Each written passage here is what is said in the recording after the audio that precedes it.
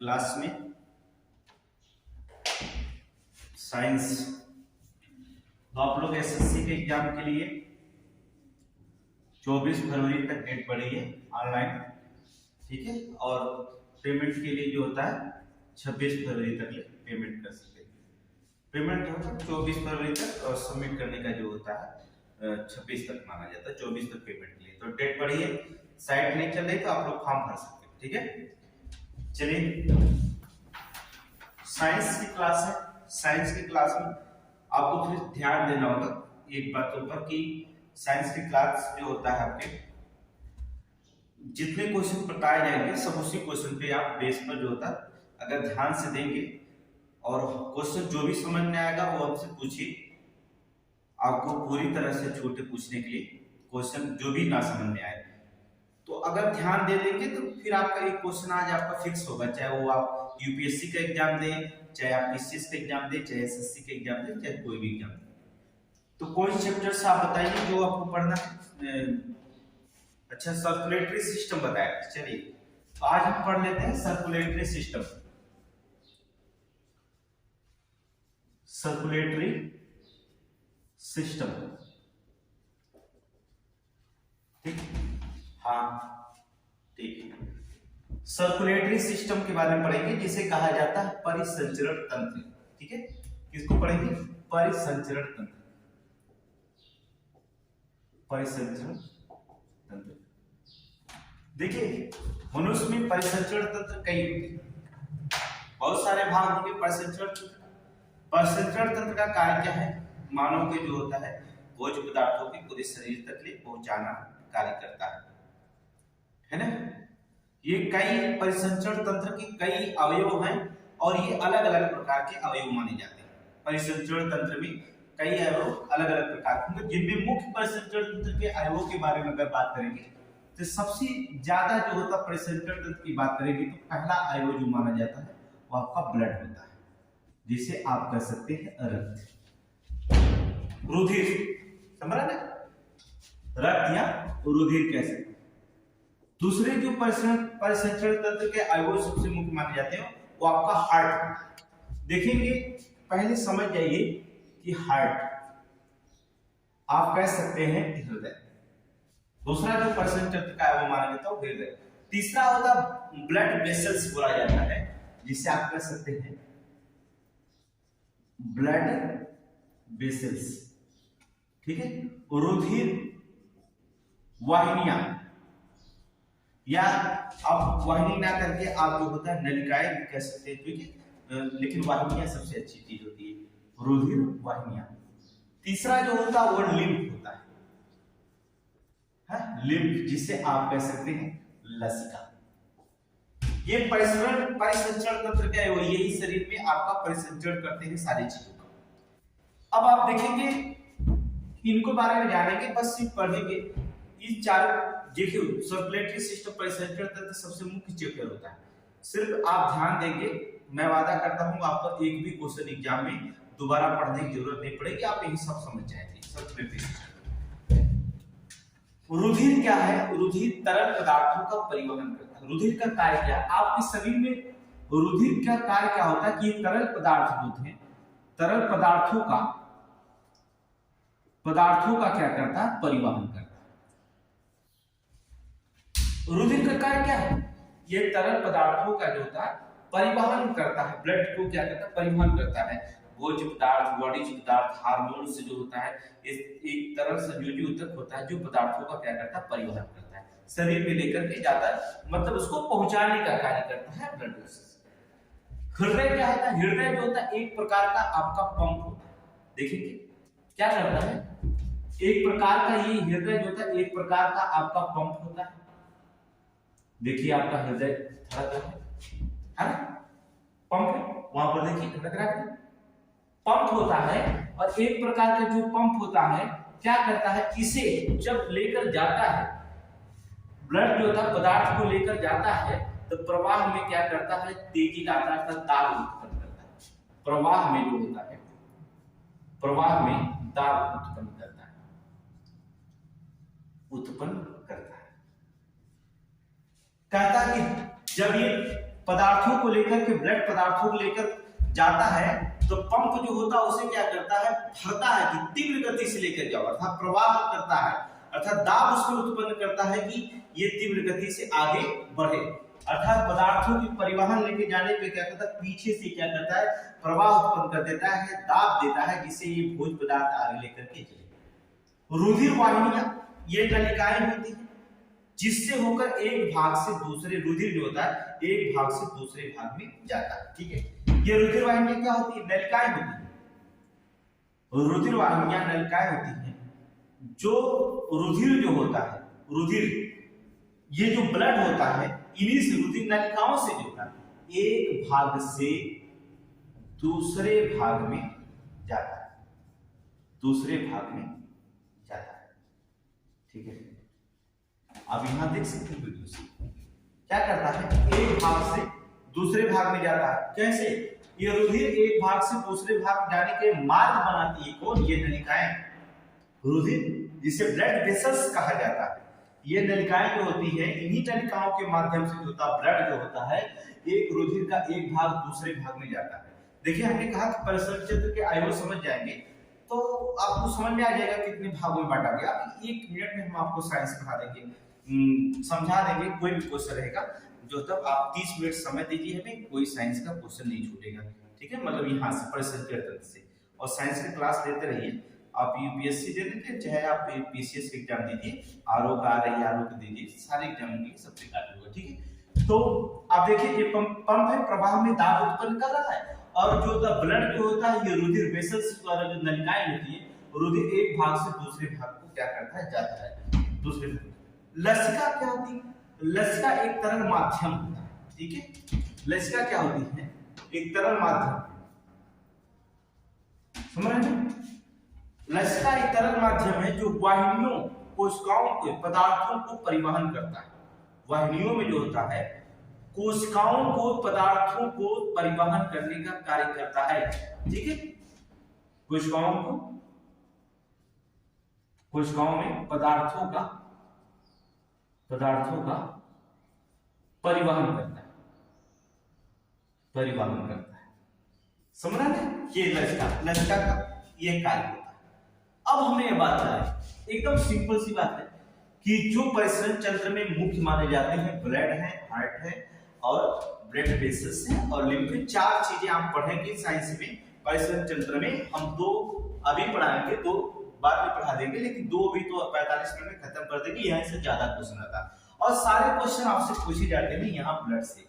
Most important chapter होता है blood. तो ब्लड का कार्य क्या है, रक्त या रुधिर होती है जो तरल पदार्थों का परिवहन करता है। हार्ट क्या होता है, एक प्रकार का पंप होता है जो प्रवाह में जो होता है, जब ये लेके जाती है तो उसमें दाब उत्पन्न कर देता है। नलिकाएं क्या होती है, रुधिर का एक भाग से दूसरे भाग में जाने के लिए वेसल्स होते हैं, ब्लड वेसल्स होते हैं शरीर में। रुधिर वाहिनियां होती हैं जिनके माध्यम से एक ब्लड जो होता है एक जगह से दूसरी जगह जाता है तरल पदार्थ को लेकर के। लसिका जो होता है एक तरल माध्यम होती है जो होती है वाहिनियों, अर्थात वाहिनियों के कोशिकाओं का पदार्थों का परिवहन करती है। वाहिनियों को कोशिकाओं के पदार्थों का परिवहन करने का कार्य करती है कौन, लसिका जो होती है तरल माध्यम होती है। अब हम ब्लड की बात करते हैं, देखेंगे थोड़ा सा कि ब्लड क्या है। एकदम सिंपल से, ब्लड हमने कहा कि रुधिर, ब्लड क्या है, एक तरल संयोजी ऊतक पाया जाता है। जैसे एसएससी के क्वेश्चन में पूछा गया है कि ब्लड क्या है, तरल संयोजी ऊतक है ना। ब्लड क्या है, तरल संयोजी ऊतक पाया जाता है। एक स्वस्थ मनुष्य की बात कर ले तो, अगर मनुष्य की, स्वस्थ मनुष्य की अगर बात करते हैं हम, जो स्वस्थ मनुष्य की अगर बात करें, उसमें जो होता है स्वस्थ मनुष्य के शरीर में जो होता ब्लड की मात्राएं जो आपकी बताई जाती है वो 5.5 लीटर के लगभग बताई जाती है। 5.5 लीटर का मनुष्य अपने वजन का 7 से 8% ब्लड होता है। अगर कहते हैं वजन की बात करें, वजन में जो होता है 7 से 8% जो होता है वजन का होता है। मतलब एक मनुष्य जो होता है 100 किलोग्राम है, 7 से 8% उसमें जो होता है क्या हो जाएगा, ब्लड होता है 7 से 8 लीटर का 100 किलोग्राम का है कि नहीं। तो वहां पर जो होता है 7 से 8% के ब्लड के सर्कुलेट में जो होता है 7 से 8% का होता है। ब्लड जो होता है क्या करता है, ऑक्सीजन को फेफड़े से दूसरे शरीर के दूसरे भाग में पहुंचाने का कार्य करता है, मतलब पूरे शरीर में पहुंचाने का कार्य करता है। ठीक है, ब्लड क्या करता है देखेंगे,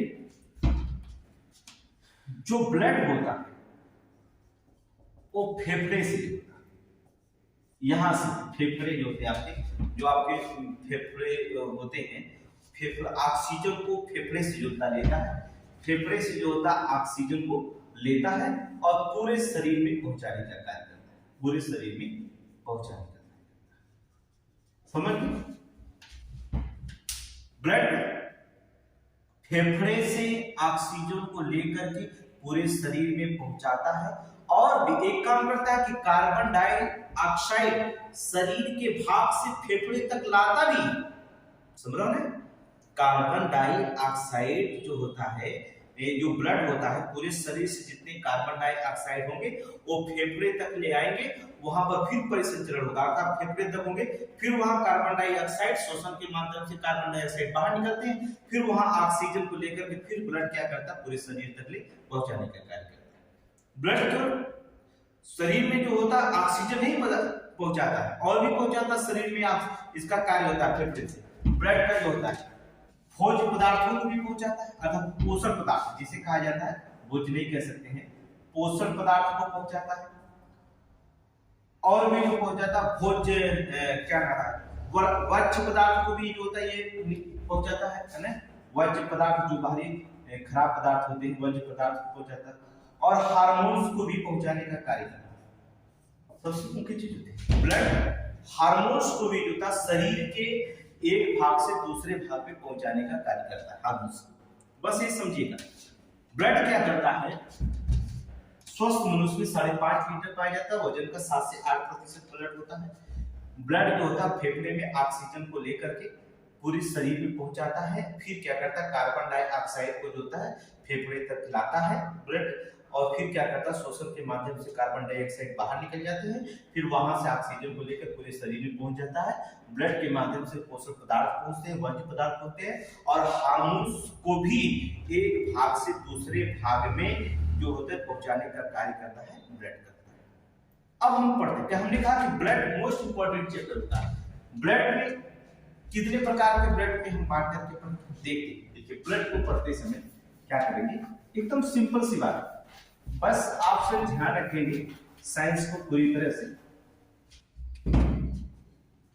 हम पढ़ते हैं ब्लड, जिसे कह सकते हैं ब्लड कितने प्रकार के होते हैं आपको पता होगा। एक बच्चे से पूछे ब्लड कितने प्रकार के, तुरंत बता दिया कि ब्लड जो होता है 3 प्रकार के होते हैं, आरबीसी, डब्ल्यूसी, प्लेटलेट्स। ऐसा नहीं, ब्लड को सिर्फ 2 ही भागों में बांटा गया, एक तो प्लाज्मा होता है, दूसरा जो होता है आप रखे जाएंगे ब्लड कैप्सूल्स होता है, रुधिर कणिका कह सकते हैं या रुधिराण कह सकते हैं।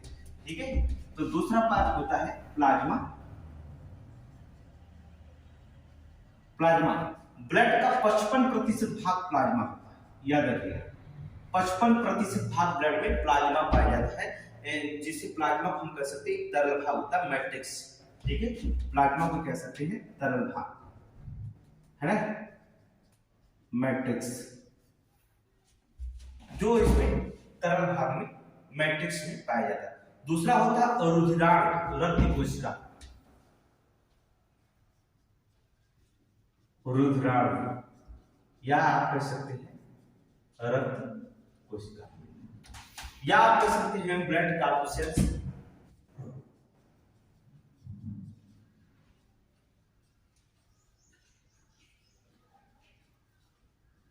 ठीक है, ब्लड कॉर्पसेल्स, रुधिराण, ये जो होता है ये 55% ब्लड में होता है, रुधिराण जो होते हैं 45% जो होते हैं ब्लड में होते हैं। अब इस प्लाज्मा में ब्लड के 2 ही भाग होते हैं।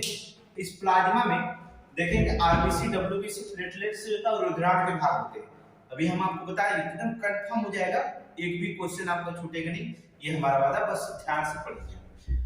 प्लाज्मा जो होता है एक बैटरी 55% भाग होता है। इस प्लाज्मा में 93%, 93%, कहने का मतलब होता है इस प्लाज्मा में 93% जो होता है H2O पाया जाता है, H2O। अर्थात जल पाया जाता है।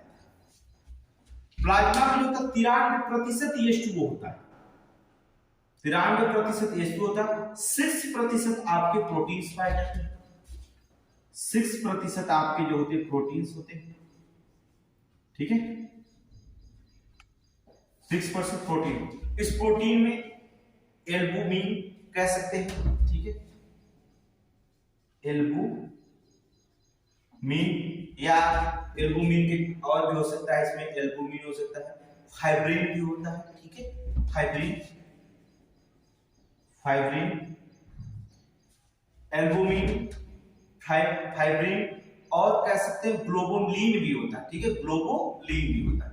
3 प्रोटीन्स पाए जाते हैं, ग्लोबुलिन, ठीक है। देखिए कहने का मतलब होता है 93% H2O होता है प्लाज्मा में, जल होता है, एल्बुमिन, और 6% प्रोटीन्स होते हैं, जिसमें प्रोटीन्स में मुख्य होते हैं एल्बुमिन, फाइब्रिन और ग्लोबुलिन। ये 3 प्रोटीन मुख्य जो होते हैं इसमें पाए जाते हैं 6%। बच गया आपका 1%।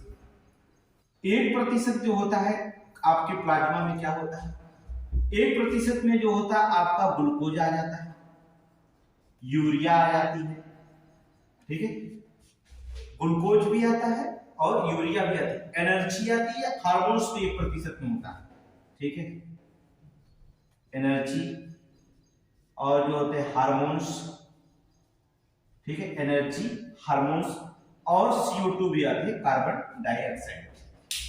ये जो होता है कार्बन, ये प्लाज्मा के भाग होते हैं, समझ रहे? तो ब्लड में 2 होते हैं प्लाज्मा, 55% भाग में क्या क्या पाया जाता है प्लाज्मा में, 55% भाग में 93% H2O होता है, जल होता है, 6% आपके प्रोटीन्स होते हैं, एल्बुमिन होते हैं, फाइब्रिन होते हैं और ग्लोबुलिन होते हैं, ठीक है। 1% आपके जो होता है ग्लूकोज पाया जाता है, ग्लूकोज हो सकता है, यूरिया हो सकती है, एनर्जी हो सकती है, ठीक है, हार्मोन्स हो सकते हैं और कार्बन डाइऑक्साइड होते हैं। ये प्लाज्मा के 55% बच के आपके रुधिराण। रुधिराण आपका मुख्य चैप्टर होता है एसएससी का या यूपीएससी का, मुख्य चैप्टर होता है संकेत मामले में सब्जेक्ट। तो रुधिराण में हम बात करें, देखेंगे रुधिराण की क्या होती है। रुधिराण को 3 भागों में हम बांट कर पढ़ते हैं, देखेंगे रुधिराण को 3 भाग में बांट के पढ़ते हैं। पहला हम पढ़ते हैं आरबीसी, रेड ब्लड सेल्स, लाल रक्त कणिकाएं कह सकते हैं, डब्ल्यूबीसी, श्वेत रक्त कणिकाएं, डब्ल्यूबीसी, और तीसरा जो होता प्लेटलेट्स, ब्लड प्लेटलेट्स, ब्लड।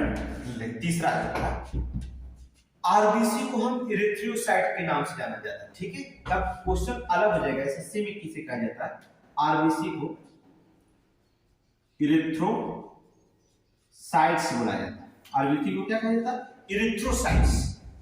अर्थात रुधिराण के 3 भाग होते हैं, इरिथ्रोसाइट्स, ल्यूकोसाइट्स और थ्रोम्बोसाइट्स, 3 भाग होते हैं। अर्थात इरिथ्रोसाइट आरबीसी को कहा जाता है, ल्यूकोसाइट जिसे कहा जाता है ल्यूकोसाइट्स, ठीक है, डब्ल्यूबीसी को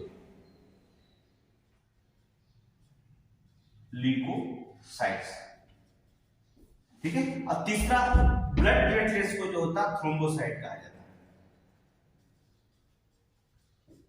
थ्रोम्बोसाइट्स कहा जाता है। ये 3 प्रकार के होते हैं। रुधिराण 3 प्रकार के होते हैं, इरिथ्रोसाइट, ल्यूकोसाइट्स और जो होता है थ्रोम्बोसाइट्स, या आप कर सकते हैं आरबीसी, डब्ल्यूबीसी और प्लेटलेट्स। इनमें जो होता है 2 चीज, तीनों के तीनों ये इंपॉर्टेंस होते हैं, ये आप शरीर में तीनों प्रहरी के रूप में, जैसे देश की रक्षा 3 सेनाएं करती हैं, उसी प्रकार से आरबीसी, डब्ल्यूबीसी, प्लेटलेट्स आपके पूरे शरीर के रक्षा करने का कार्य करते हैं। अब इनके ये तीनों शरीर परिसंचय तंत्र के बिना, इनके बिना जो होता शरीर के चलना नामुमकिन है, ठीक है, क्योंकि आप जान गए ऑक्सीजन का। अब हम एक के बारे में पढ़ते हैं कि आरबीसी क्या करता है हमारे शरीर में, कि आरबीसी का कहां क्या रोल होता है, आरबीसी कितना कार्य करता है। तो मेन आरबीसी का हम पढ़ते हैं क्या है आरबीसी, फिर इसके बाद डब्ल्यूबीसी की बात करेंगे। तो चलिए, तो आरबीसी की बात करेंगे। देखिए स्टेप स्टेप आपको पढ़ा रहे हैं, बता रहे हैं, फिर हम इसमें पढ़ते जाएंगे, जिससे आपको कोई दिक्कत नहीं आएगा क्वेश्चन, ठीक है। तो पहला हम पढ़ते हैं आरबीसी, जिसे आप रेड ब्लड सेल्स लिख सकते हैं, ठीक है, जिसे आप कह सकते हैं कि लाल रक्त कोशिका या कणिकाएं, कुछ भी आप लिख सकते हैं, ठीक है, लाल रक्त कोशिका।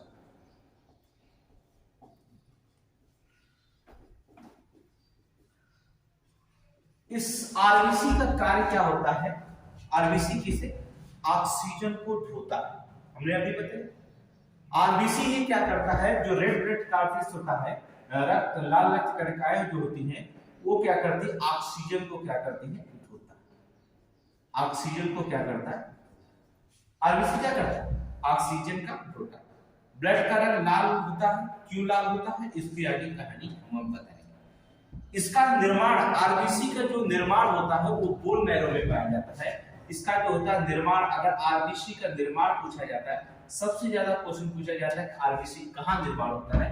आरबीसी का जो निर्माण होता है वो बोन मैरो में होता है, कह सकते हैं अस्थि मज्जा, हिंदी में बोला जाता है अस्थि मज्जा में। आरबीसी का निर्माण बोन मैरो अर्थात अस्थि मज्जा में होता है। लेकिन नवजात शिशु की बात करते हैं, अगर हम नवजात शिशु की बात करें, नवजात निर्माण की भ्रूण अवस्था में, है ना, भ्रूणी अवस्था में, जो भ्रूणी अवस्था होती है वो जो होता है निर्माण, इसका जो होता है प्लीहा या आप कह सकते हैं यकृत। समझिए, आरबीसी का निर्माण अगर भ्रूण अवस्था में होता है, जब बच्चा भ्रूण अवस्था में होता है तब उस समय आरबीसी का निर्माण जो होता है वो प्लीहा या यकृत में होता है। लेकिन जो था आरबीसी का निर्माण जो होता है मनुष्य में बोन मैरो या अस्थि मज्जा में पाया जाता है। आरबीसी में जो होता है, सीधी सीधी बात है कि केंद्रक नहीं पाया जाता, केंद्रक नहीं पाया जाता। जबकि शिशु में केंद्रक पाया जाता, अभी बताएंगे कहां केंद्रक लुप्त हो जाता है, ठीक है। शिशु भ्रूण अवस्था में, नवजात शिशु में पाया जाता है केंद्रक, केंद्रक पाए जाते हैं, कोशिकांग पाए जाते हैं, लेकिन लुप्त हो जाते हैं। कैसे लुप्त हो जाते हैं आगे देखेंगे। तो इसमें केंद्रक नहीं पाया जाता, लेकिन आरबीसी में लेकिन एक अपवाद स्वरूप आता है, ऊंट और लामा। लामा इन दोनों में जो होता है, दोनों के ऊंट और जैसे ऊंट देखे होंगे बड़े से जानवर, ऊंट और लामा दोनों में जो होता है केंद्रक पाया जाता है, जो अपवाद स्वरूप माना जाता है, ठीक है। तो विकल्प में कभी कभी दे देता है कि इनमें से किनमें केंद्रक पाया जाता है, तो ऊंट विकल्प दिया रहता है या लामा दिया रहता है, तो ये दोनों में जो होता है केंद्रक पाया जाता है, ठीक है। इसे विकल्प को मान लीजिएगा, केंद्रक पाया जाता है, जो अपवाद स्वरूप होता है, ठीक है। तो ऊंट या लामा में केंद्रक पाया जाता है। अब देखेंगे इनका जीवन काल जो होता है, आरबीसी का जो जीवन काल होता है, आरबीसी का निर्माण तो अस्थि मज्जा में हुआ, जीवन काल जो होता है इनका 120 डे का होता है। 120 दिन के बाद जो होता है आरबीसी मर जाता है। अब देखिए, रक्त प्रवाह में जब होता है तो उसमें आरबीसी मर जाता है 120 दिन के बाद। तो मृत आरबीसी को जो होता है कोई छान करके अलग करता है। जब रक्त प्रवाह होता है आपके अंदर, रक्त प्रवाह अगर हो रहा है और इसमें मृत आरबीसी जो लाल रक्त कणिकाएं मर गई, इन्हें छान करके कोई अलग करेगा या इन्हें अलग करने का कार्य कोई करेगा। तो मृत आरबीसी को जो होता प्लीहा छान करके जो होती अलग करती। आरबीसी, मृत आरबीसी कौन, प्लीहा, जिसे आप कह सकते हैं स्प्लीन। स्प्लीन ये क्या करती है, प्लीहा अर्थात स्प्लीन जो होता है इसे छान करके क्या करती है, अलग करती है, अलग कर देती है, ठीक है। तो मृत आरबीसी को कौन छान करके अलग करता है, प्लीहा अर्थात स्प्लीन ये क्या करती है, छान करके इसे क्या कर देती है, अलग कर सकती है। इसलिए जो होता है स्प्लीन को आरबीसी का क्या कहा जाता है, कब्रगाह कहा जाता है। तो कभी कभी क्वेश्चन पूछा जाता है कि आरबीसी का कब्रगाह, है ना, कब्रगाह मतलब अंग्रेजी में लिख सकते हैं ग्रेवी यार्ड, ठीक है। इंग्लिश का प्रयोग कर सकते हैं आप, लिखा रहता है ग्रेवी यार्ड। कब्रगाह किसे कहा जाता है, आरबीसी का जो कब्रगाह होता है कौन कहलाता है, प्लीहा अर्थात स्प्लीन। अब आप समझ गए आरबीसी का निर्माण कहां हो रहा, अब जानेंगे बोन मैरो में हो रहा है। कहां हो रहा, बोन मैरो में हो रहा, अस्थि मज्जा में हो रहा। जबकि भ्रूण अवस्था में जो होता है आरबीसी का निर्माण आपका जो होता है प्लीहा या यकृत में होता है। जीवन काल 120 दिन का होता है। रक्त प्रवाह के समय मृत आरबीसी जब मरते हैं तो प्लीहा जो स्प्लीन होती है उसे छान करके अलग कर देती है, इसलिए आरबीसी का जो होता है कब्रगाह के नाम से प्लीहा को जो होता है आरबीसी का कब्रगाह कहा जाता है, और इसे या तो ग्रेवयार्ड भी कहा जाता है। अब बात करते हैं दूसरी चीज, हमने बताया कि आरबीसी में जो होता है केंद्रक नहीं पाया जाता है, और हमने बताया कि नवजात जो शिशु होते हैं उसमें कोशिकांग विकसित होते हैं। नवजात में जो होता है, नवजात में आरबीसी में सभी कोशिकांग अंग पाए जाते हैं, सभी कोशिकांग पाए जाते हैं, ठीक है। जब बच्चा नवजात होता है, ठीक है, तब उसके आरबीसी में सभी कोशिकांग अंग पाए जाते हैं, लेकिन वयस्क होने पर जो होता है केंद्रक सहित सभी कोशिकांग जो होते हैं लुप्त हो जाते हैं। जैसे बच्चा वयस्क हुआ, वैसे जो होता वयस्क होते हुए उस नवजात शिशु में सभी कोशिकांग जो होते हैं लुप्त हो जाते हैं, और जब ये कोशिकांग लुप्त हो जाते हैं तो संपूर्ण कोशिकांग जो होता है, जितना संपूर्ण कोशिका द्रव्य जो होता है लाल रंजक से भर जाता है। जितने कोशिका द्रव्य होते हैं जब ये लुप्त होते हैं तो इनके कोशिका द्रव्य जो होते हैं वो लाल रंजक से क्या कर देते हैं, भर जाते हैं। उस लाल रंजक को भर जाते हैं, उसी लाल रंजक को भाग को क्या कहते हैं हम, हीमोग्लोबिन्स कहते हैं। क्या कहते हैं, हीमोग्लोबिन्स कहा जाता है, अर्थात एचबी। समझ, हीमोग्लोबिन्स का नाम दिया जाता है। नवजात आरबीसी में सभी कोशिकांग अंग पाए जाते हैं, लेकिन वयस्क होने पर केंद्रक सहित सभी कोशिकांग जो होता अंग लुप्त हो जाते हैं, और संपूर्ण कोशिकांग द्रव्य लाल रंजक से भर जाता है। संपूर्ण कोशिकांग इसमें द्रव्य लाल रंजक से भर जाता है, और उसी को हम क्या कहा जाता है, हीमोग्लोबिन्स का नाम दिया जाता है। क्या दिया जाता है, हीमोग्लोबिन। वयस्क होने पर क्या होता है, हीमोग्लोबिन्स नाम दिया जाता है। अब इस हीमोग्लोबिन्स में जो होते हैं दो चीजों से हीमोग्लोबिन्स बनाता है, एक हीम होता है जिससे ग्लोबुमिन होता है या ग्लोबुलिन्स कह सकते हैं, ठीक है। चलिए बता, हीमोग्लोबिन्स में हिम एक वर्णक, ग्लोबुलिन्स दूसरी चीज होता है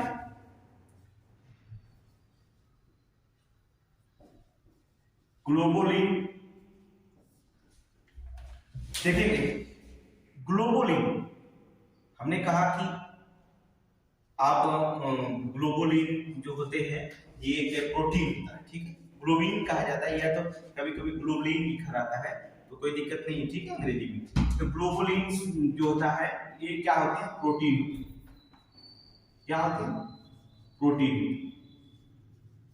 ठीक है। और हिम जो होता है वह आपका क्या होता है, आयरन। हमने कहा कि हिम वर्णक भी होता है, इस हिम के वर्णक के कारण ये क्या होता है, वर्णक होता है। इसी वर्णक के कारण ही जो होता है ब्लड का रंग जो होता है क्या दिखाई देता है, लाल। कभी कभी क्वेश्चन पूछ देता है हीमोग्लोबिन से आरबीसी में लाल रंग के क्यों होता है, तो हिम उपस्थित होने के कारण होता है। किसके, हिम वर्णक होता है, तो इसी के कारण जो होता है ब्लड का रंग जो होता है लाल होता है। इसमें क्या पाया जाता है, आयरन, अर्थात हिम आयरन होते हैं, ठीक है। तो और ग्लोबिन्स क्या होते हैं, एक प्रोटीन होते हैं। तो आयरन और प्रोटीन को जो मिलाया जाता है तो हीमोग्लोबिन्स का निर्माण होता है, ठीक है। हीमोग्लोबिन्स में क्या पाया जाता है, आयरन और प्रोटीन पाए जाते हैं। अब देखेंगे अगर शरीर में जो होता है, शरीर में आयरन, देखेंगे अगर मनुष्य के शरीर में देखा जाए कि आयरन, ठीक है, आयरन या तो हम कह देते हैं विटामिन B9, नाम सुनिए, ठीक है, विटामिन B9, जिसे आप कह सकते हैं फोलिक एसिड। इसमें जो होता है विशेष आरोग्य भी लड़के रहे बैठे तो उसके थोड़ा सा क्वेश्चन अलग होते हैं, तो उससे कोई घबराने की बात नहीं होती, सारे क्वेश्चन एकदम सिंपल होगा, ठीक है। तो आयरन या विटामिन B9 जिसे फोलिक एसिड, अगर इसकी शरीर में कमी हो जाती है, आयरन या विटामिन B9 की कमी हो जाती है, तो HB या और RBC दोनों में क्या हो जाएगी, कमी हो जाएगी। समझ रहे हैं? कहने का मतलब होता है आरबीसी तथा हीमोग्लोबिन की मात्रा क्या हो जाएगी, कम हो जाएगी। कब? जब आयरन और विटामिन B9 फोलिक एसिड जिसे कहा जाता है इनकी कमी हुई तो शरीर में जो होता है आयरन और विटामिन B9 की क्या हो जाएगी, कमी हो जाएगी। जब इनकी मात्रा कमी हो जाएगी तब आपको रक्त अल्पता या आपको कह सकते हैं एनीमिया क्या होती, एनीमिया नामक क्या हो जाती है, बीमारी हो जाती है। रक्त अल्पता या एनीमिया नामक क्या हो जाती है, बीमारी आपको हो जाती है। अब समझिए डिसीज, एनीमिया डिसीज रीजन क्यों, क्या रीजन है? रीजन है कि शरीर में आयरन विटामिन B9 अर्थात फोलिक एसिड की कमी के कारण आरबीसी या एचबी की कमी हो जाती है, हीमोग्लोबिन आरबीसी तथा और हीमोग्लोबिन की कमी हो जाती है, जिससे शरीर में एनीमिया नामक क्या हो जाती है, बीमारी हो जाती है। अब शरीर में एक वयस्क के रक्त में जो होता है शरीर में कितनी हीमोग्लोबिन की मात्रा होनी चाहिए इसकी चर्चा करते हैं। देखिए जो आरबीसी होता है इसमें देखेंगे एक वयस्क के रक्त में जो होता है अर्थात व्यक्ति में कह सकते हैं एक वयस्क व्यक्ति में जो होता है 15 ग्राम प्रति 100 ml 100 ml समझोगे 100 ml हीमोग्लोबिन की पाई जाती है। कहने मतलब एक वयस्क के रक्त में कहा जाए एक वयस्क में, ठीक है, वयस्क रक्त में जो होता है 15 ग्राम प्रति 100 ml में जो होता 15 ग्राम हीमोग्लोबिन पाई जाती है, हीमो एचबी अर्थात हीमोग्लोबिन से पाई जाती है। एक वयस्क के रक्त में 15 ग्राम जो होता है प्रति 100 मिली में हीमोग्लोबिन की मात्रा पाई जाती है अगर व्यक्ति स्वस्थ है। 12 ग्राम, अब देखिए 14 ग्राम हुआ 100 ml में कोई दिक्कत नहीं आएगी। 13 ग्राम है 100 ml में कोई दिक्कत नहीं आएगी व्यक्ति में। 12 ग्राम है तो थोड़ी सी दिक्कत आने 100 ml में 12 ग्राम की मात्रा अगर पाई जाती है एचबी की 12 ग्राम हीमोग्लोबिन अगर पाया जाता है तो थोड़ी सी मात्रा 12 ग्राम में क्या होगी, थोड़ी सी प्रॉब्लम आना शुरू करेगी। लेकिन अगर 12 ग्राम 100 ml में प्रति अगर एचबी में कमी आएगी, हीमोग्लोबिन की कमी आएगी तो एक बात समझ लीजिएगा तुरंत आपको जो होता है एनीमिया नामक रोग हो जाएगा, रक्त अल्पता नामक रोग से आप ग्रसित हो जाएंगे। समझ तुरंत जो होगा एनीमिया अर्थात रक्त अल्पता नामक बीमारी से आप क्या हो जाएंगे, ग्रसित हो जाएंगे। जिन्हें आपको जो होता है 12 ग्राम प्रति जो होता है 100 ml में 12 ग्राम प्रति एचबी जो होता है अगर कमी आती है तो आप स्वयं जो होता है इस रोग से ग्रसित हो जाएंगे। अब क्या करेंगे हम, कभी कभी क्या होता है ऐसी भी घटना हो सकती है कि कभी कभी ये हमने कहा आरबीसी ऑक्सीजन को ढोने का कार्य करता है, कभी कभी ऑक्सीजन अवरुद्ध भी हो जाता है और जब ऑक्सीजन व्यक्ति को अंदर नहीं जा पाता तो उसकी मृत्यु भी हो जाती है। देखिए ऑक्सीजन मिलता रहेगा तो आप नौजवान लगते रहेंगे, आपके शरीर स्वस्थ भी रहेगा, बढ़िया से ऑक्सीजन मिलता रहेगा, ठीक है, चेहरे पर चमक वगैरह आएगी। लेकिन कभी कभी क्या होता है कि आरबीसी ऑक्सीजन अवरुद्ध करता है। ये अवरुद्ध ऑक्सीजन क्यों करता है? जब एचबी हीमोग्लोबिन की क्रिया कार्बन मोनोऑक्साइड से, जब एचबी की क्रिया प्रोसेस में कार्बन मोनोऑक्साइड कह जाता है तब उस समय बनता HbCO। क्या बनता है? HbCO। इसे कहा जाता है HbCO का नाम दिया जाता है कार्बोक्सी हीमोग्लोबिन। क्या बनता है? कार्बोक्सी हीमोग्लोबिन बनता है। इसे क्या कहा जाता है? कार्बोक्सी हीमोग्लोबिन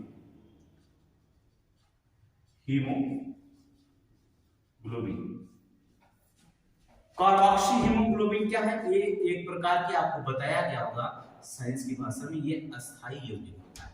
क्या होता है? एक अस्थाई यौगिक है।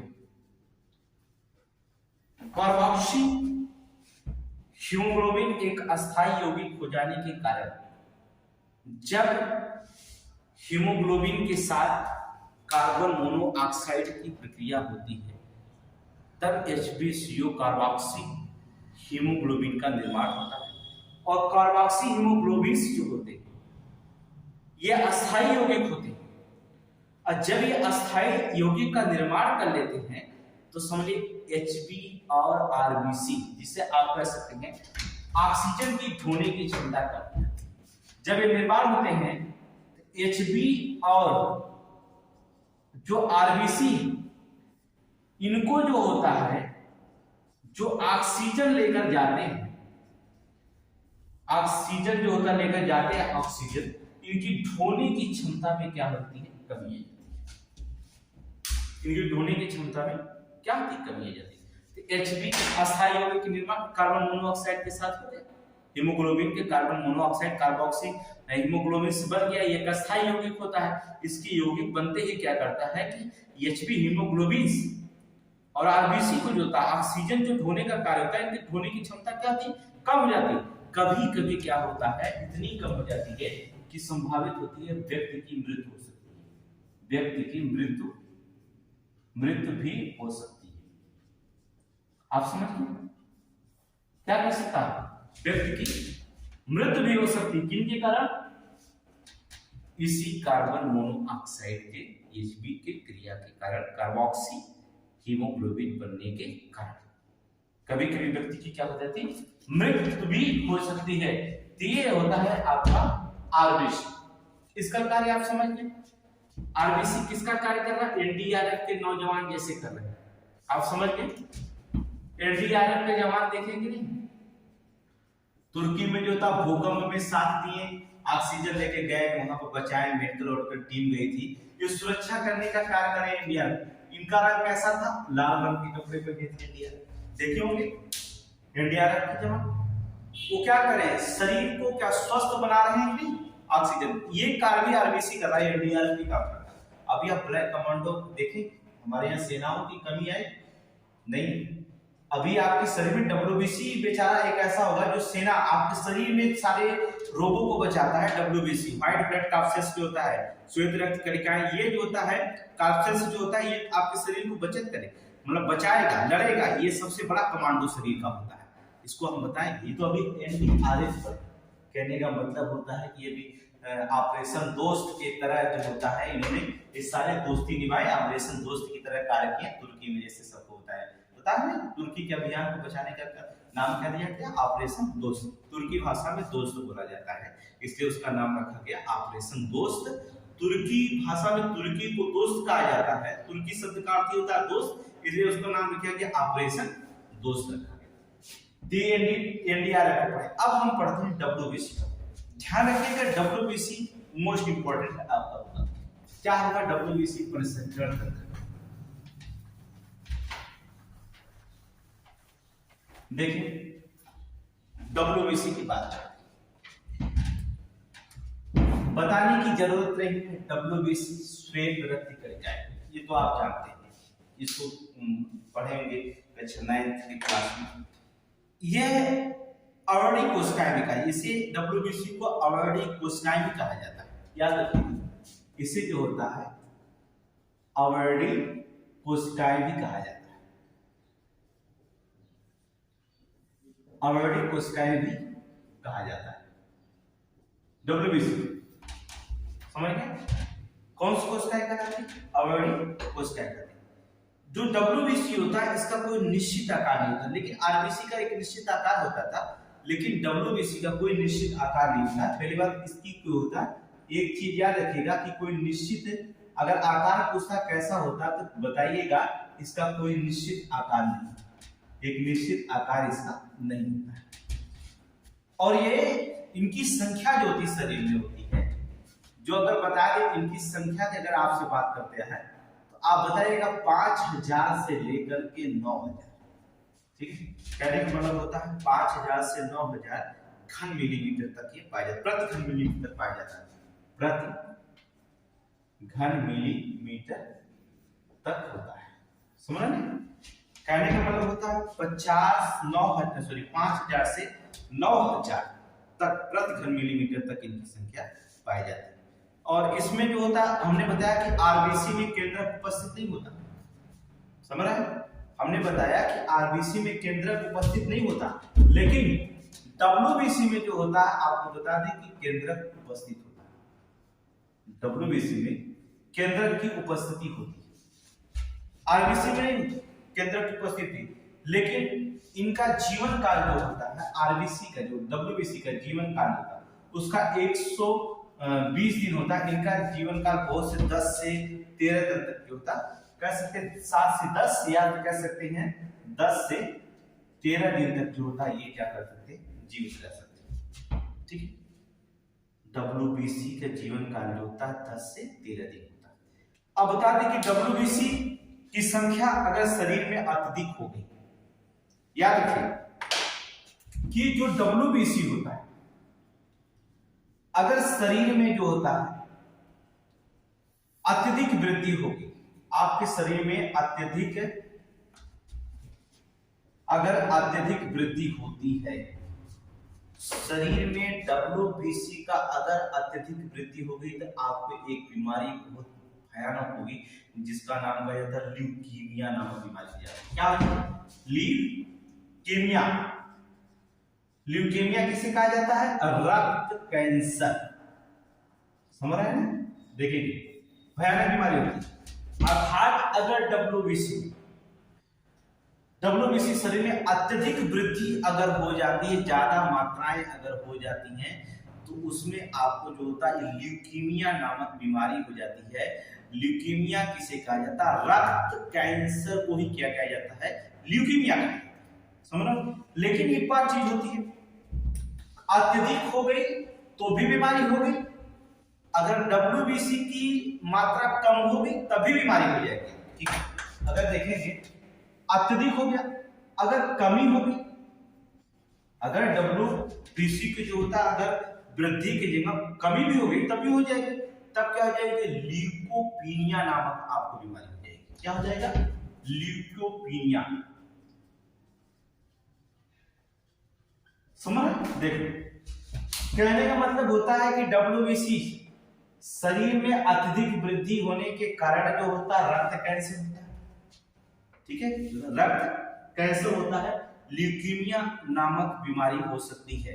और जो होता है इसकी कमी होने से अगर डब्ल्यूबीसी कमी तो ल्यूकोपीनिया नामक बीमारी हो जाती है। मतलब होता है ना तो ज्यादा होना चाहिए ना तो ही कम होना चाहिए। तो हमने क्या कर दिया, डब्ल्यूबीसी को दो भागों में बांटा। मोस्ट इंपोर्टेंट होता है डब्ल्यूबीसी को दो भागों में कौन कौन से भाग होते हैं देखिए, यहां मोस्ट इंपोर्टेंट आता है डब्ल्यूबीसी शरीर का वो सबसे प्रतिरक्षा का कार्य करता है, एंटीबॉडी का कार्य करता है। लेकिन एंटीबॉडी करता क्या? पहला जो होता है ग्रेन्युलोसाइट के नाम से जाना जाता है। ग्रेन्युलोसाइट दो भागों में बांटा गया, देखेंगे ग्रेन्युलोसाइट्स, समझ रहे हैं? ग्रेन्युलोसाइट्स। दूसरा होता है ए ग्रेन्युलोसाइट,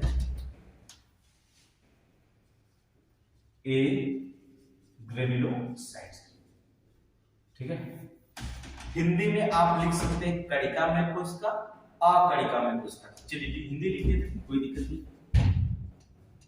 कणिका में कोशिका, ठीक है, और इसका होता है अकणिका में कोशिका।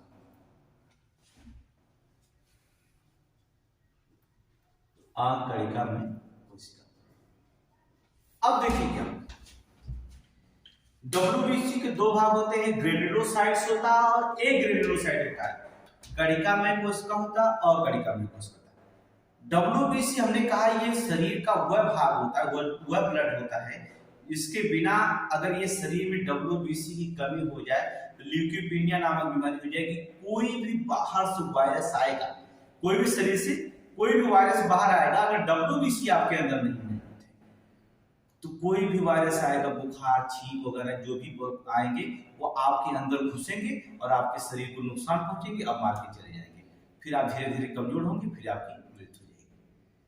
तो हम इसमें क्या करेंगे, देखेंगे कि इसमें जो होता है ग्रेन्युलोसाइट्स जो होते हैं, जो आपके ग्रेन्युलोसाइट्स रखे जाते हैं आपके हैं ग्रेन्युलोसाइट में, क्या होती है, इसको तीन भागों में हमने बांट दिया। पहला बताया इओसिनोफिल्स, बेसोफिल्स बताया जाता, न्यूट्रोफिल्स बताया जाता। देखिए क्या करता है, ये जो होता है कणिका में क्या करता है, तीन भागों में बांटा गया, इओसिनोफिल्स, इओसिनोफिल्स। इओसिनोफिल्स क्या करता है शरीर में, इसका कार्य क्या करता है, ये शरीर में प्रतिरक्षा तथा संवेदनशील का कार्य करता है। समझ रहे हो क्या करता है, देखिए क्या, ये शरीर में प्रतिरक्षा एवं संवेदनशील का कार्य करता है। कहने का मतलब प्रतिरक्षा एवं संवेदनशील, कहने का मतलब होता है कि शरीर में जब कोई बाहरी वायरस हो जाता है तो इओसिनोफिल्स उसे क्या कर देता है, चेतावनी देता है। मतलब जैसे अगर मान लीजिए अगर जंग होने वाली है तो गेट पर एक जो होता है सैनिक खड़ा होता है कि अगर कोई बाहरी आक्रमण आता है तो अपनी संवेदनशीलता के साथ कहता है प्रतिरक्षा करता, और संवेदनशील का मतलब संवेदनशील जो होता है संवेदनशील का कार्य करता है।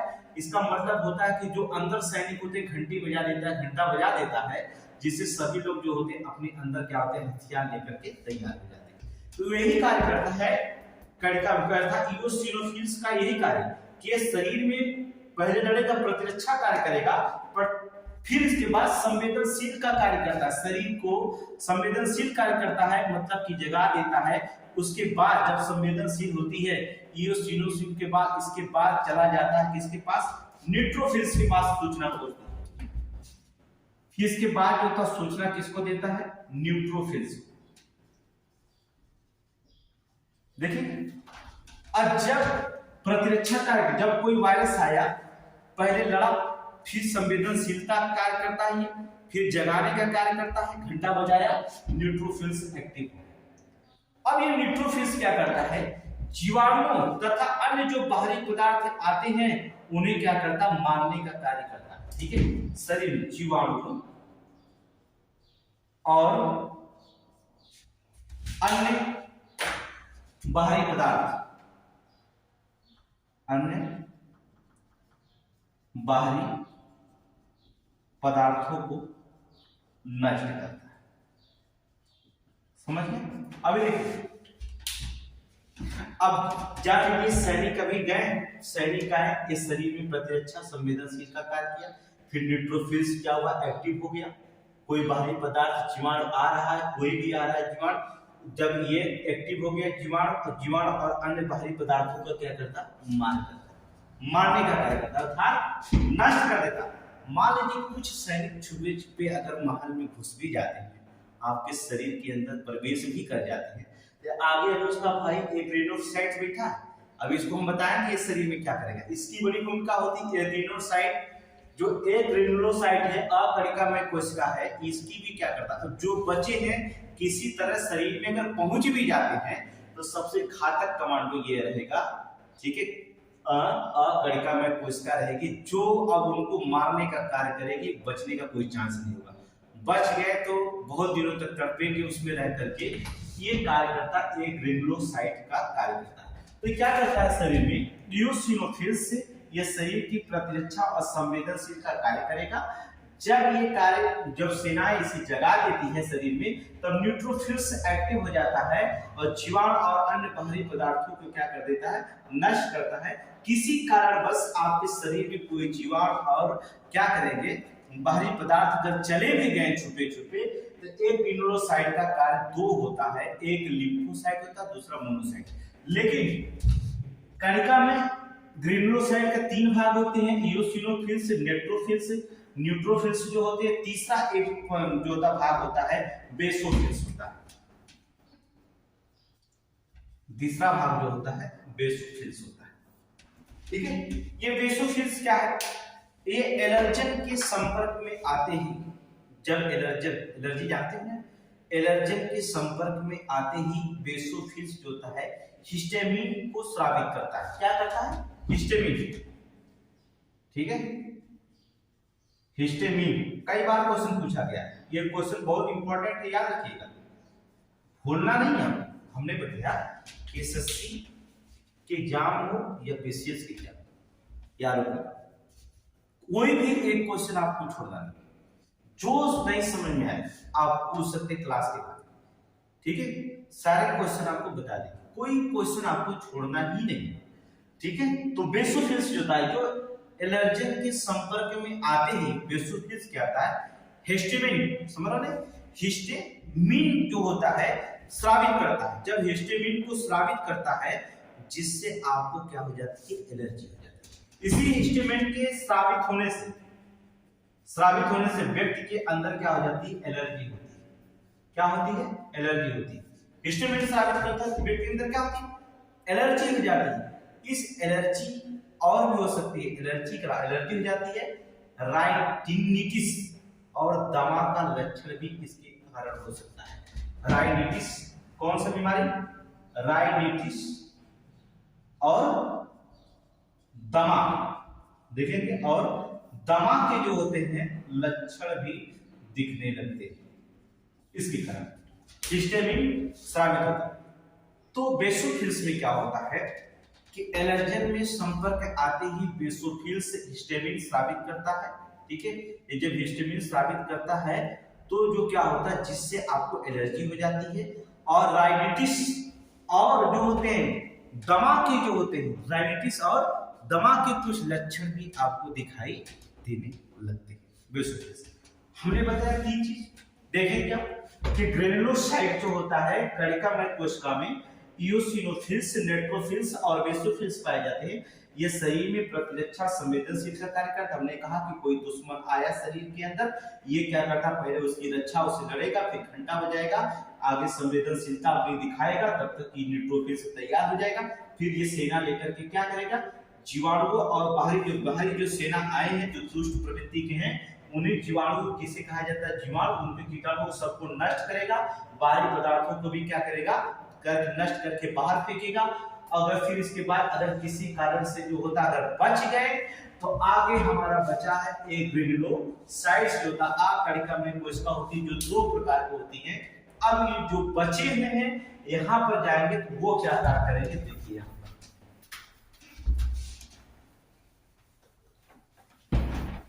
एक ग्रेनुलोसाइट्स जो होता है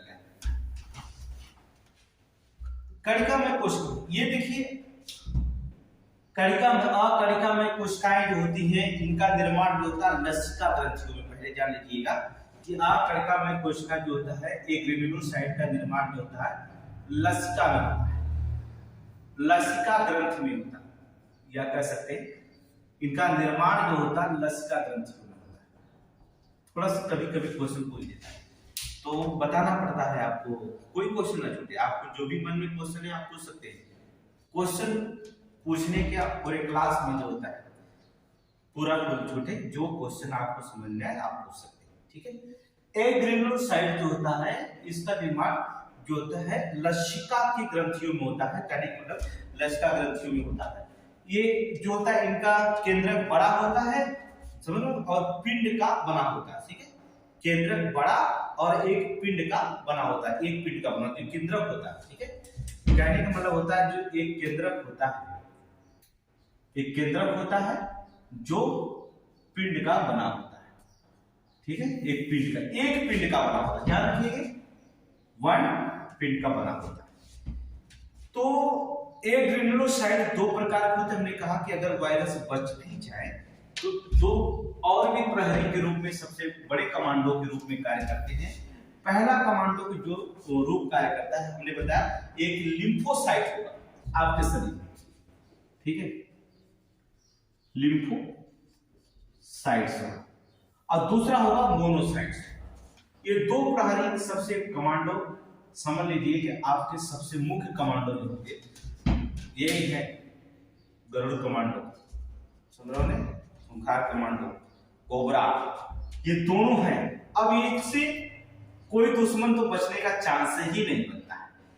ये आपके शरीर में एक ग्रेनुलोसाइट कणिकामय कोशिका जाता है तो लिम्फोसाइट्स और मोनोसाइट, ये दो ऐसे कमांडो जो बचने का नहीं। लिम्फोसाइट क्या करता है, ये प्रतिरक्षी, ये क्या करता है, प्रतिरक्षी, कहने का मतलब होता है एंटी बॉडी का निर्माण, एंटी बॉडी, सुनो,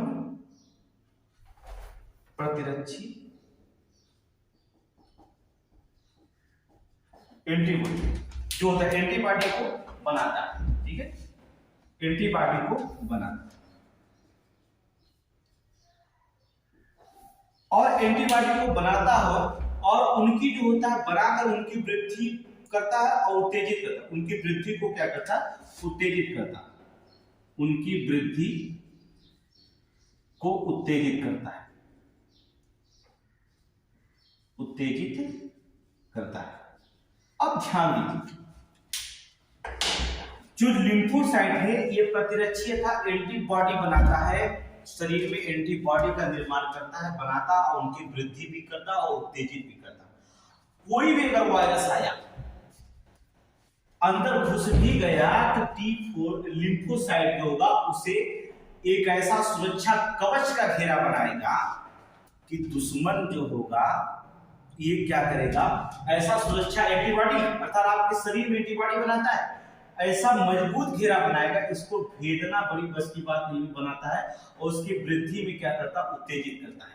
इसी क्या करता है, ज्यादा से ज्यादा एंटीबॉडी बनाता कि ये क्या करता, सैनिक दीवार तोड़ते तोड़ते तोड़ते थक जाए। और जब ये थक जाते कि तोड़ ही नहीं पाएंगे, जब ये थक जाते हैं डब्ल्यूसी तो ये थक करके खुद मर जाते हैं, ठीक है। ये प्रतिरक्षी जब कोई वायरस या कीटाणु आपके शरीर के अंदर आता है, वायरस, तो पहले इससे लड़ेगा, इस दीवार से एंटीबॉडी जो होगी, ये दीवार इतनी मजबूत लिम्फोसाइट की होती है कि इसको लड़ेगा, इससे लड़ेगा कि इसको तोड़ने, जब ये टूटेगी तभी। इसलिए देखिए एड्स के वायरस जो आते हैं तो T4 लिम्फोसाइट पर आक्रमण करते हैं। जब तक लिम्फोसाइट को खत्म नहीं कर देते हैं तब तक आप शरीर के अंग को कुछ भी नहीं कर सकते, आपको कोई रोग से जो होता है कोई जीवाणु आपके अंदर नहीं आ सकता। जब तक ये एंटीबॉडी आपकी T4 लिम्फोसाइट बनेगी तब तक एड्स के वायरस कुछ भी आप कर नहीं सकते। इसके दीवार टूटने के बाद ही शरीर में कोई रोग प्रवेश करेगा, उस समय कोई भी रोग हो सकता है। जब ये दीवार पर एंटीबॉडी आपके खत्म कर देते हैं, वायरस जब आपके एंटीबॉडी खत्म कर सकते हैं, तब बाहर से कोई भी वायरस आए, जीवाणु आता है, कोई रोग आता है जिससे आपको हो जाता है, आप उसी पे क्या हो जाते हैं, मर जाते हैं। तो ये जो होता है सबसे एंटीबॉडी का निर्माण करता है। अब देखिए सैनिक दीवार तोड़ने में लगे हुए तब तक मोनोसाइट को पता चल जाता है। मोनोसाइट्स क्या करता है, ये शरीर में भ्रमण करता है, ये क्या करता है, मोनोसाइट होता है शरीर में क्या करता है, भ्रमण करता रहता है, भ्रमण करता रहता है। जैसे क्या करेगा कि सेना जो था चारों बाटों की तरफ घूमते रहते हैं, अगर कोई दुश्मन दिखा तो फिर डंडे से उड़ा देते हैं। तो मोनोसाइट्स भी क्या करता है, ये शरीर में क्या करता है, भ्रमण करता रहता है, हानिकारक जीवाणुओं और रोगाणुओं को क्या करता है, भक्षण करता है। किसको, हानिकारक जीवाणु और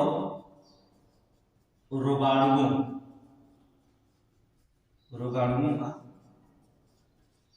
भक्षण करता है, ठीक है। अब इसमें हमने बताया कि किसी तरह से अगर घुस भी गए तो इतना मोट दीवार बनाएगा एंटीबॉडी कि जो हानिकारक जीवाणु और रोगाणु रहे अगर किसी तरह से शरीर में घुस गए तो लिम्फोसाइट आपके शरीर में जो होता है, WBC कब आ गए, लिम्फोसाइट एंटीबॉडी अर्थात प्रतिरक्षी एंटीबॉडी का इतनी मजबूत दीवार बनाएगा कि उस मजबूत दीवार बनाएगा भी, आप जितना तोड़ेंगे उसकी उतना ही वृद्धि कर देगा, दीवार को एंटीबॉडी बनाएगा, उत्तेजित करेगा, वृद्धि करता रहेगा, आप तोड़ते तोड़ते थक जाएंगे और मर जाएंगे। और तब तक जो होता है मोनोसाइट्स जो होता है ये शरीर में भ्रमण करते हुए प्राहरिक रूप में शरीर में घूमते आएगा और जब देखेगा कि दीवार ये तोड़ रहे हैं तो उनको क्या करेगा, जितना हानिकारक जीवाणु रोगाणु है उनको भक्षण कर रहा, भक्षण का मतलब होता है मार के खा जाएगा, बच गया इन्हीं प्रोसेस के द्वारा। इसलिए WBC शरीर का सबसे मुख्य भाग माना जाता है WBC। तो RBC आप जाने और WBC जाने। देखिए प्लेटलेट्स का कोई कार्य नहीं, प्लेटलेट्स थोड़ी सी आपको बता दें, प्लेटलेट्स की संख्या 3 लाख होती है प्रति 100 ml में। देखिए ब्लड प्लेटलेट्स यहीं पर देख लीजिए, थोड़ा सा 2 मिनट का क्लास है, फिर इसके बाद ब्लड ग्रुप आपको हम कल की क्लास में बता देंगे कि ब्लड ग्रुप में किसमें 2 ब्लड ग्रुप की खोज किसने किया था, और 3 ब्लड ग्रुप एक बार खोज हुआ था, एक ब्लड ग्रुप एक बार हुआ था। इस ब्लड ग्रुप की चर्चा हम कल आपको बताएंगे, ठीक है। तो पहले आज यहीं पर जो था एक खत्म कर दें, प्लेटलेट्स की बात कर लेते हैं, ठीक है। तीसरा जो होता है प्लेटलेट्स, ठीक है, जिसे आप थ्रोम्बोसाइट्स के नाम देते हैं। क्या नाम दिया जाता है? थ्रोम्बोसाइट। थ्रोम्बोसाइट्स, इनकी संख्या जो शरीर में होती है 3 लाख जो होता है प्रति ml में पाई जाती है। संख्या समझे, 3 लाख प्रति ml में जो होता है 3 लाख की संख्या पाई जाती है। इनका जीवन काल बहुत ज्यादा नहीं होता, 7 से 10 दिन के अंदर ही मर जाता है, ठीक है। इनका जीवन काल जो होता है 7 से कह दिया जाए 10 दिन मान लीजिए, ठीक है। 7 से 10 दिन के अंदर जो होता है इनकी जो होती है मृत्यु हो जाती है, 7 से 10। लेकिन कार्य इनका क्या है? रक्त का स्कंदन करना। इनका कार्य क्या होता है? रक्त का स्कंदन करना, रक्त का स्कंदन, या तो कार्य रक्त का स्कंदन करना। निर्माण इनका वही होता है जहां आरबीसी का होता है, बोन मैरो में होता है। याद रखिएगा, इनका भी निर्माण क्या करता है? बोन मैरो में होता है, अर्थात बोन मैरो अस्थि मज्जा में होता है। इनका निर्माण कहां होता है? अस्थि मज्जा। देखिए रक्त स्कंदन की जो प्रक्रिया है, जो रक्त स्कंदन की जो प्रक्रिया है, शरीर में रक्त स्राव की स्थिति में रक्त की बने रहने या बहने से रोकती है। आपको पता है बहने से रोकती है। यह प्रक्रिया 2 से 8 में जो होता है संपन्न होती है, ठीक है। 2 से 8 चरणों में संपन्न होती है। रक्त स्कंदन संतुलित होना चाहिए, संतुलित में होना चाहिए। रक्त का स्कंदन होना चाहिए लेकिन संतुलित होना चाहिए। इतना रक्त का स्कंदन ना हो जाए, जैसे क्या होगा, रक्त के स्कंदन अगर संतुलित अवस्था में नहीं होता है तो रक्त स्कंदन के प्रभाव जो होते हैं अधिक होने पर क्या होता है कि जो रक्त होते हैं, रक्त की वाहिकाओं में रक्त के जाम कर जो होता विरोध पैदा कर सकते हैं, ठीक है। वाहिकाओं में जाम होकर विरोध पैदा, जिससे आपके प्रभाव कम होने पर जो होता है अंदरूनी रक्त स्राव होने लगता है, शरीर के अंदरूनी रक्त स्राव होने लगता है। रक्त स्कंदन संतुलन के लिए जो होता है 2 प्रकार के हम पढ़ते हैं, जिसको आपको पढ़ना नहीं लेकिन बता रहे हैं। एक ब्लड क्लोटिंग फैक्टर्स होता है, एक ब्लड क्लोटिंग फैक्टर्स होता है, एक एंटी ब्लड क्लोटिंग फंक्शन होता है। क्लोटिंग एक ब्लड क्लोटिंग फैक्टर्स होता है, दूसरा एंटी ब्लड क्लोटिंग फैक्टर होता है। ये 2 भागों में रक्त स्कंदन किया जाता है। तो आज की क्लास यही होगी, लेकिन ब्लड ग्रुप आपको पढ़ाएंगे। तो जितने क्लास है एक बार आप समझ गए होंगे, एकदम सिंपल भाषा में पढ़ाया। यहाँ से मोस्ट इंपॉर्टेंट क्वेश्चन आने वाले, ठीक है।